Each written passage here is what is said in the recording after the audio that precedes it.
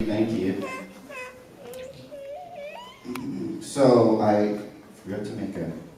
So anyway, the title for today is Understanding God's Heart, and I won't be giving a sermon. I felt inspired to do discussion, more of a discussion-based, hundoke-based, Sunday service today.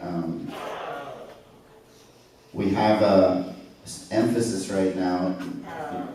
Most of you know that headquarters recently launched Godable, which is this way to, makes it easier for you to do hundoke every day. So there's this emphasis on the importance of hundoke, and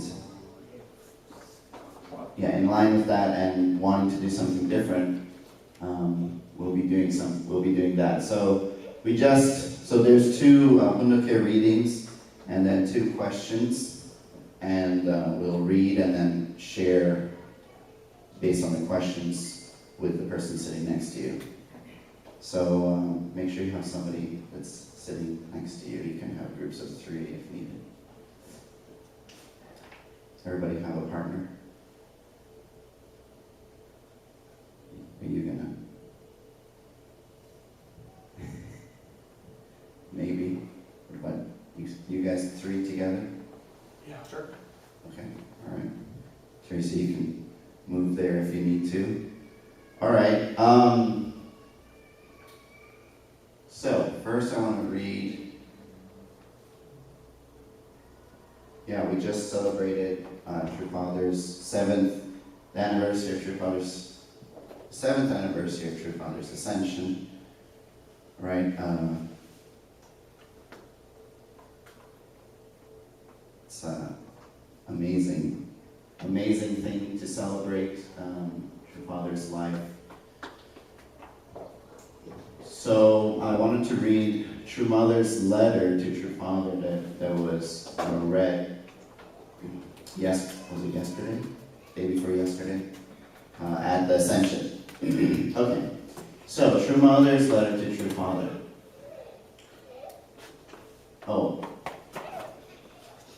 One other thing before we get going, I really, we started doing this once a week prayer meeting here at church, and it's been God's really been working through that. I felt during the prayer meeting that God said, invite more people, right? Actually, God said that to him.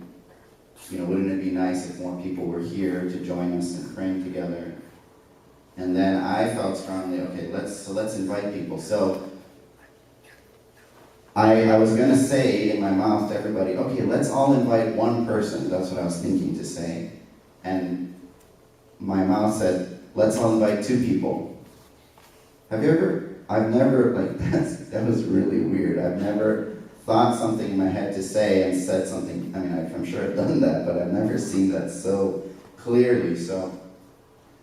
And I really felt that the key was invite.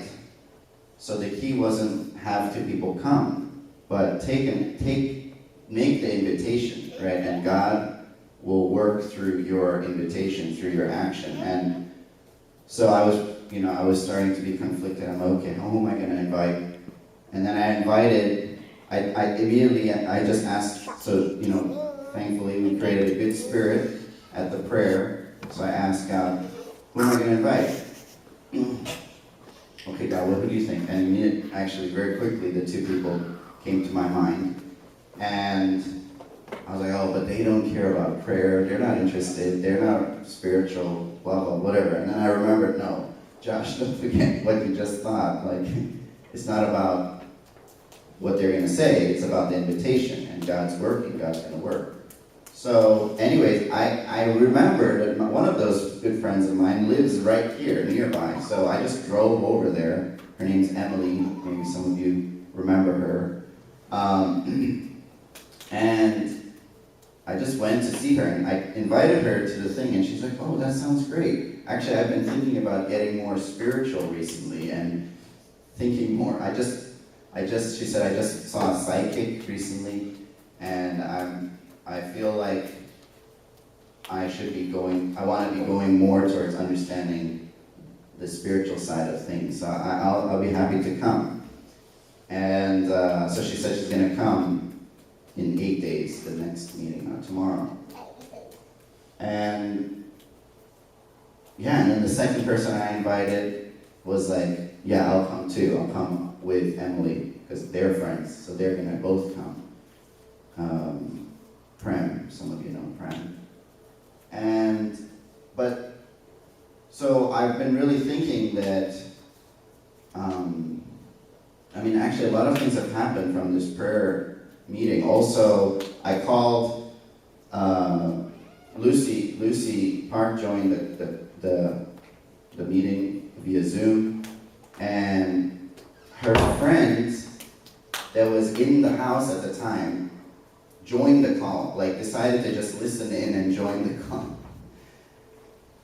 So we had our first guest last week, right, in the prayer group. I spoke to a friend later, found out that he is looking for church community, and he said he'll come tomorrow to our prayer meeting. Right? So these are not just coincidences. I feel that really God is working, and I also felt that it's important to another person also reached out to me and told me, look, where I'm at. I really have this strong feeling that I need to learn the Bible. I need to learn more about God. And she's going to join us as well tomorrow on the phone. All of these things are happening right now. So I felt very strongly today would be a good day for us. What's important if people want to come to us? I felt we need to teach them. I want to share with them about divine principle, right? That's what I'm feeling.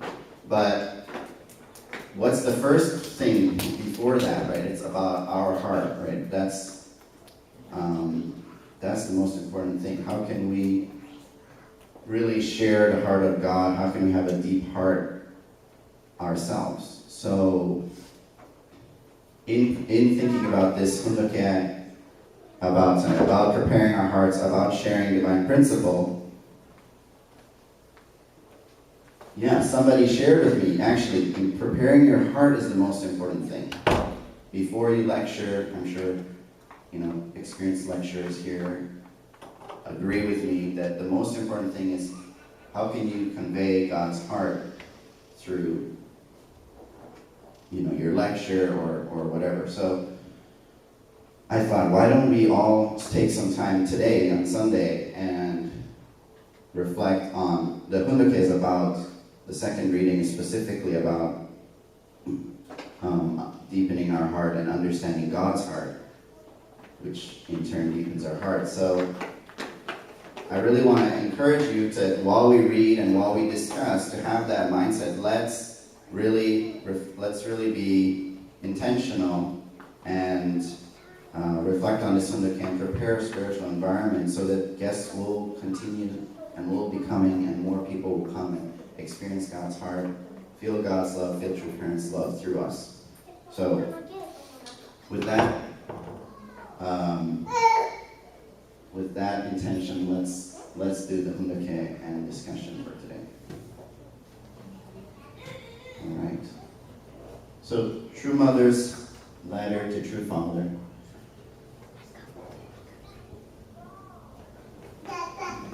Beloved Father, how much we miss you.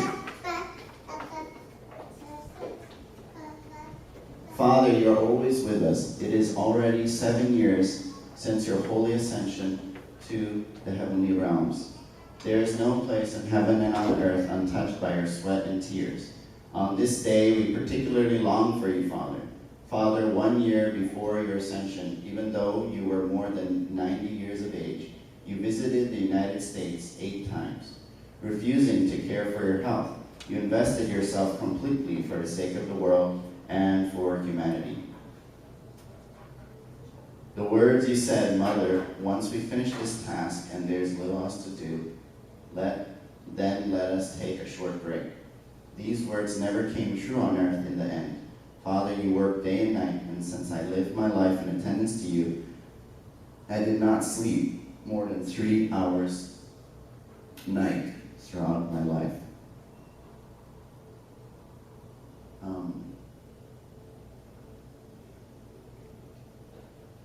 During this sweltering summer of 2012, you were hospitalized for a final time, but even then, you rebuked those who recommended you stay in the hospital, saying, "There is still so much to do. Why are we spending so much time at the hospital?" You then hastened to return to Cheongjeong-gung, and you instructed, "Today, set the table for two with Mother facing me. I want to see Mother's face." Hearing you say this, the members were very puzzled because you always sat by my side for meals. Although the lunch table had been set, Father, you did not once lift your spoon. Instead, all you did was gaze into my face. Father, I think that you were most likely engraving my face into your heart. I smiled, placed a spoon in your hand, and some side dishes on your rice, and then I continued to gaze at you as you ate. Father, I also engraved your face in my heart. The day when the rays of the sun were particularly strong, you carried an oxygen tank the size of a full-grown person and toured the Cheongpyeong Lake area, beginning with Cheongshim International Middle and High School. Then, after returning to Cheongjeong-gung, you prayed, "Heaven, please give your blessing. I beseech you to allow me to conclude things." Then you requested that the voice recorder be brought. You offered your last prayer with me, saying, "I have completed the mission of the Providence of Restoration." Then you said, "Mother, thank you. Mother, please take good care of everything." And Father, despite the difficulty of your condition, you kept saying, "I am so sorry and so grateful."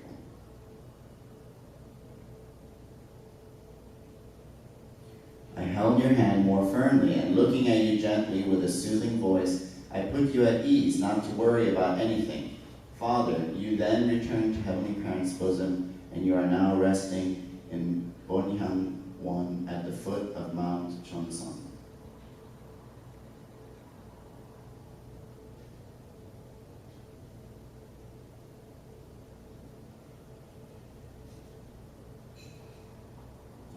I've visited True Father's Bonhyang Won.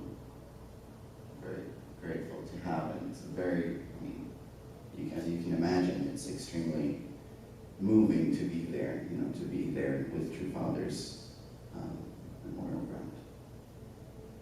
Father, following your Holy Ascension, I came to Bonhyang Won at dawn every day. There were countless excuses and reasons why I might have rested and not visited you. But whether it snowed abundantly in the winter or rained torrentially in the fall, I came to Bonhyang Won each day in those early morning hours. For 40 days after you ascended, I offered you breakfast and dinner. When I missed you, which was on numerous occasions, I came to Bonhyang Won and talked with you. Through these conversations, your thoughts became my thoughts, and my thoughts became yours. Whether the sun beat down, the wind blew, or the thunder and lightning suddenly struck, and torrential rain poured down, or whether snow blanketed the land, for 1,095 days following your ascension, I carried on offering my devotions in remembrance of you. I also retraced the 5,600 kilometers you traveled from Las Vegas to New York in the United States in the 1970s. I climbed the 12 mountains we have climbed together in the Alps. Then I resolved to fulfill the promise I made to you to return the spirit of the early days of the church and revive the church in the spirit and the truth.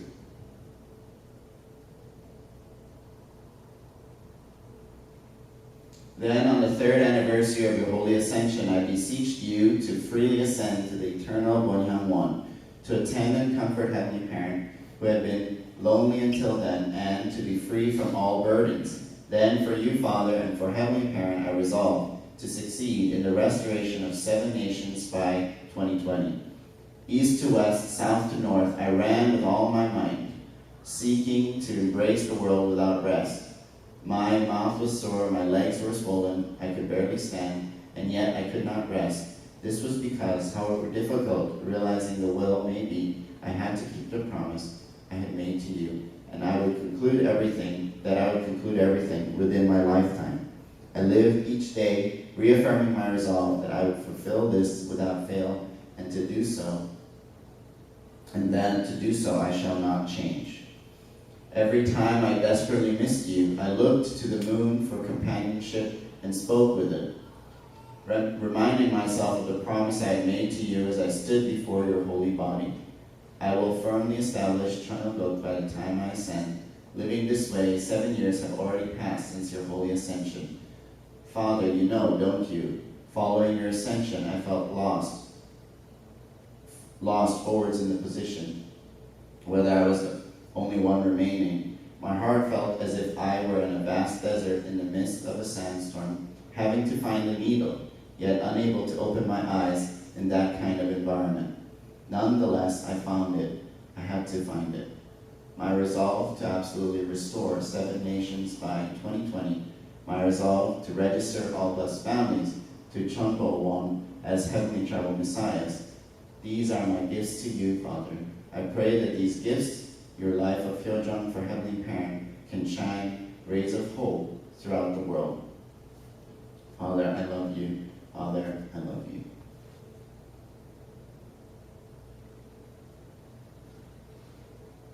Okay, so I'd like to invite you to share with somebody. So I really want everybody to have a partner. So find your partner. Or you can have groups of 3 also.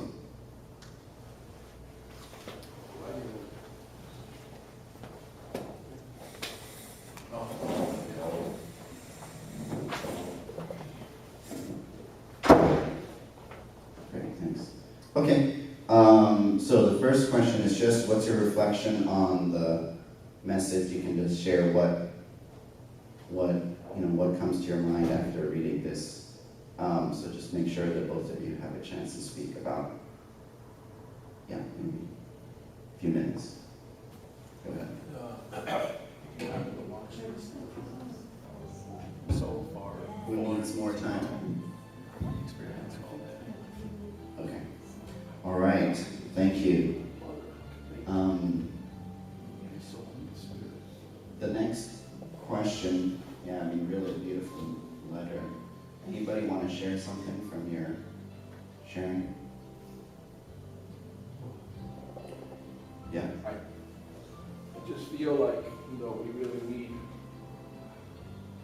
to trust Mother, that she really, her entire life was incredible, absolutely, unbelievably incredible. And, she has truly fulfilled everything she could do. She is totally, she has put herself in an object position as a true father. And even after he passed away, she's doing her very best, and just nobody has any way, if anybody really tries to accuse her, they're really treading on, they're in a dangerous situation, because, it's so obvious to me that, father was father and mother is mother, and together they're the true parents.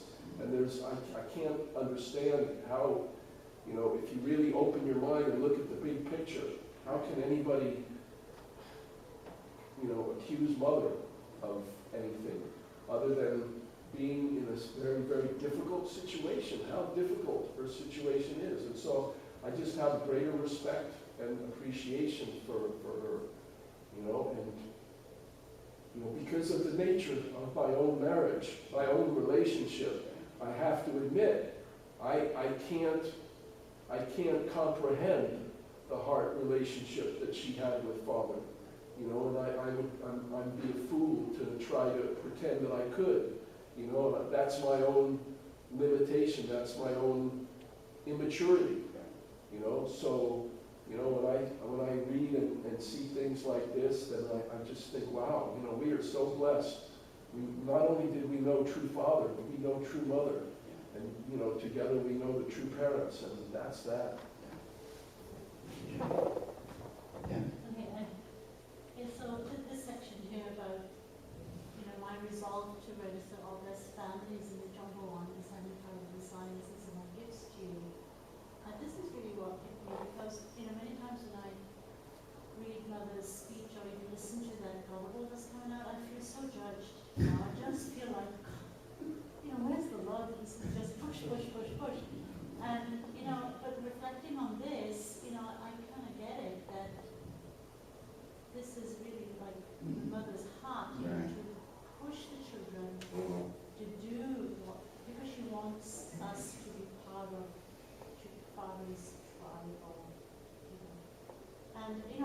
questioning yesterday, what is really a mother's love, And, because if I think of my own mother, I feel like, I kind of, it wasn't so substantial, it was just a very, kind of liberal kind of raising, whatever, right? And, but then if I think about, I have a good friend who is, she had a great mother, and she herself, I think is a very good mother, but her mothering style is very strict, very strict, and, tries to really divide in the children, this is right and that is wrong, and of course, but also loving, right? So I think, that's really, I was really talking to Mom and thinking, is that really, like a true mother, is that mother's love, right? As much as I want, mother to comfort me and to hug me and, all this lovey-dovey kind of stuff, but is that really a good mother's love, or is a good mother's love, firm yet loving, So, I really had to question, what is this really what a mother's love is, Does that make sense? Yeah, it's like, is it the hugs and Yeah. kisses, or is it the, this is right, this is wrong? Right. I mean, part of it, I think, is like, from both of what you're saying, is important thing is to understand the big picture, right? Because when we do understand the big picture, we can see who are true parents, who is true mother, and I think we can also better understand true mother's heart of telling why she's telling us to do these things, right? Then you can feel the love in the direction, right? Which is something that I've been able to experience by also learning more and studying more and understanding more. And I think why we're always told to do Hundake, because that's one way that we can, even just reading this, right? I think I can understand better true mother's heart, right? She really wants a gift for God, for true father.